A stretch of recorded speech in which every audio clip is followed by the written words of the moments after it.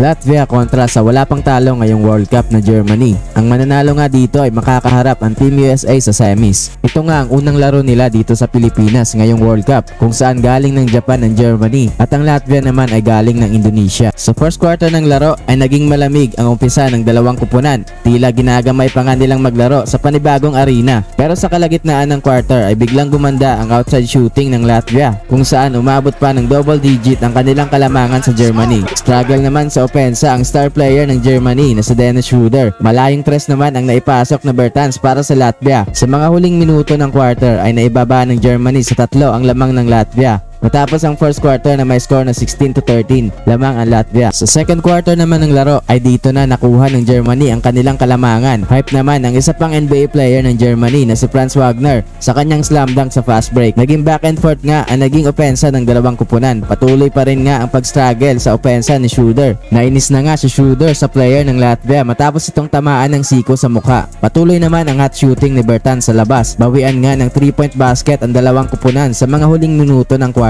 Matapos ang second quarter na may score na 36-34, lamang na ang Germany. Sa third quarter naman ng laro ay dito na nakuha ni Schroeder ang kanyang unang basket. Alley-oop dunk naman para kay Daniel Theis mula sa pasa ni Dennis Schroeder. Halos dikit lang nga ang score ng dalawang kupunan sa buong quarter. Maganda nga ang pinapakitang laban ng Latvia sa Germany kahit nawala si Kristaps Porzingis. Napatuloy ang pag-cheer sa Latvia sa MOA Arena. Mainit pa rin nga si Bertans sa tres. Natapos ang third quarter na may score na 62-59. 3-point lead para sa Germany going to the fourth quarter. Sa fourth quarter naman ng laro ay dito na unti-unting lumalayo ang kalamangan ng Germany na kahit nga maalat ang shooting ni Schroeder. Halos sirain naman ni Mo Wagner ang ring sa MOA Arena sa kanyang slam dunk sa fast break. Umabot na nga sa double digit ang lamang ng Germany sa Latvia. Maganda nga ang pinapakita ng Wagner brothers para sa Germany. 3 sunod na tres naman para sa Latvia sa kalagitnaan ng quarter para ibaba sa 5 ang lamang ng Germany. Pero binawian kaagad ito ng 2 straight basket ni Schroeder. Naibaba pa ng Latvia sa 2 points ang lamang ng Germany with under 2 minutes remaining sa laro. Tila hindi pa rin nga sumusuko sa laban ng Latvia sa mga huling segundo ng laro. Pero sa uli hindi nga naipasok ng Latvia ang potential game winning basket sana sa laro. Panalo nga ang Germany sa laro sa final score na 81-79, kung saan susunod nilang makakalaban ng Team USA sa semifinals.